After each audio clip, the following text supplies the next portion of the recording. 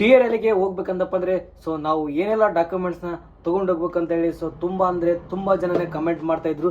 So ಹಾಗಾಗಿ ಇವತ್ತಿನ ದಿನ ನಾನು ನಿಮಗೆ ಈ ಒಂದು ವಿಡಿಯೋ ಮುಖಾಂತರ ಸೊ ಟಿಯರ್ ಎಲ್ಲಿಗೆ ನಾವು ಯಾವೆಲ್ಲ ಡಾಕ್ಯುಮೆಂಟ್ಸ್ನ ಒಯ್ಬೇಕಂತೇಳಿ ಸೊ ಈ ಒಂದು ವಿಡಿಯೋದಲ್ಲಿ ನಾನು ನಿಮ್ಗೆ ತಿಳಿಸ್ಕೊಡ್ತೀನಿ.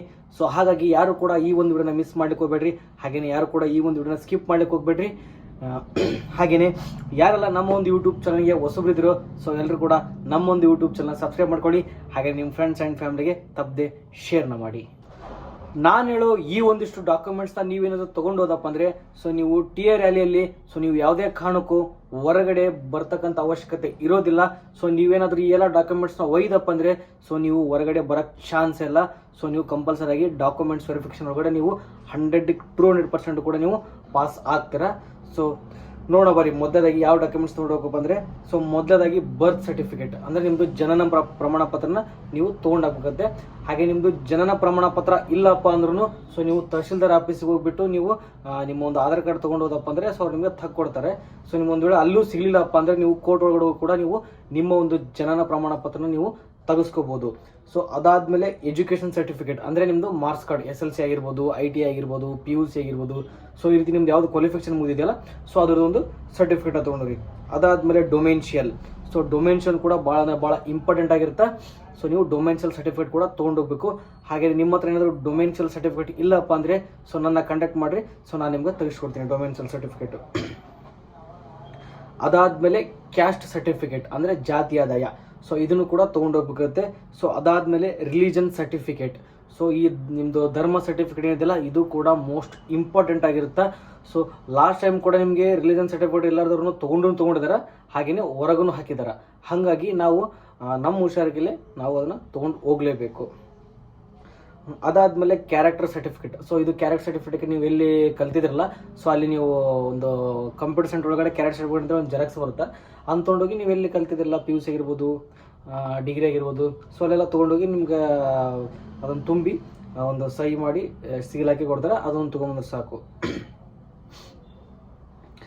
ಅದಾದಮೇಲೆ ನಿಮ್ದೇನಾದರೂ ರಿಲೇಷನ್ಶಿಪ್ ಸರ್ಟಿಫಿಕೇಟ್ ಅಂದರೆ ಮಿಲಿಟ್ರಿ ಒಳಗೆ ನಿಮಗೆ ಯಾರ ರಿಲೇಷನ್ ಯಾರು ಇತ್ತಪ್ಪ ಅಂದರೆ ರಿಲೇಷನ್ ಸರ್ಟಿಫಿಕೇಟ್ ಏನಿತ್ತಪ್ಪ ಅಂದರೆ 5, 10.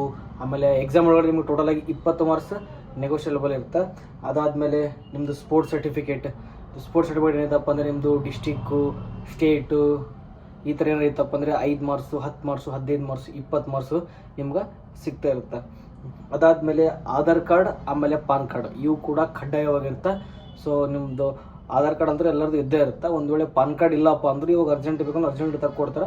ಸೊ ನೀವು ಪಾನ್ ಕಾರ್ಡ್ ಒಂದ್ಸಲಿ ತಕ್ಷರಿ.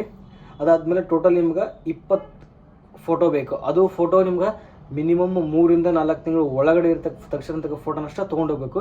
ಸೊ ನೀವು ಜಾಸ್ತಿ 2 ವರ್ಷದ್ದು 3 ವರ್ಷದ್ದು ಆ ರೀತಿ ಇರೋ ಫೋಟೋಸ್ಗಳನ್ನ ಯಾರು ಒಯ್ಲಿಕ್ಕೆ ಹೋಗ್ಬೇಡ್ರಿ. ಎಲ್ಲ ನಿಮಗೆ ಪ್ರೆಸೆಂಟ್ ಇರ್ತಕ್ಕಂಥ ಫೋಟೋಸ್ನ ಆಲ್ಮೋಸ್ಟ್ ಎಲ್ಲರೂ ತೊಗೊಂಡೋಗ್ರಿ. ಇದಾದಮೇಲೆ ಮರಿಟಲ್ ಸ್ಟೇಟಸ್ ಸರ್ಟಿಫಿಕೇಟ್ ಅಂತ ಐತಿ. ಸೊ ಇದು ನನಗೂ ಭಾಳ ಡೌಟ್ ಐತಿ. ಸೊ ಇದನ್ನು ನಿಮ್ಗೆ ನೆಕ್ಸ್ಟ್ ವಿಡಿಯೋದಲ್ಲಿ ತಿಳಿಸ್ಕೊಡ್ತೀನಿ ಇದು ಏನಂತ ಹೇಳ್ಬಿಟ್ಟು. ಸೊ ನೀವು ಈಗ ನಾನು ಏನು ಹೇಳಿದ್ನಲ್ಲ ಸೊ ಇವಿಷ್ಟು ಡಾಕ್ಯುಮೆಂಟ್ಸ್ ಏನಾದರೂ ನೀವು ತೊಗೊಂಡೋದಪ್ಪ ಅಂದರೆ ನೀವು almost all TA documents verification ಒಳಗಡೆ ನೀವು ಹೊರಗೆ ಬರೋಕ್ಕೆ ಚಾನ್ಸಸ್ ಇರೋಂಗಿಲ್ಲ. ಸೊ ಎಲ್ಲರೂ ಕೂಡ ಈ ಒಂದಿಷ್ಟು ಡಾಕ್ಯುಮೆಂಟ್ಸ್ ಮಾಡಿಸ್ಕೊರಿ. ಆಲ್ಮೋಸ್ಟ್ ಇದು ಎಲ್ಲರದ್ದು ಇರುತ್ತೆ.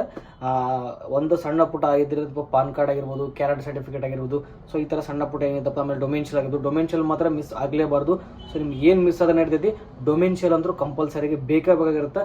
ಡೊಮೆನ್ಷಿಯಲ್ ಯಾರ್ದಿಲ್ಲ ಎಲ್ಲರೂ ಕಂಪಲ್ಸರಿಗೆ ಮಾಡಿಸ್ಕೇರಿ. ಒಂದು ವೇಳೆ ಇಲ್ಲಪ್ಪ ಅಂದ್ರೂ ನಾನು ಕಾಂಟ್ಯಾಕ್ಟ್ ಮಾಡಿರಿ. ಸೊ ನಾನು ಅದು ನಿಮಗೆ ಡೊಮೆನ್ಷಿಯಲ್ ಸರ್ಟಿಫಿಕೇಟ್ನ ಮಾಡಿಸ್ಕೊಡ್ತೀನಿ.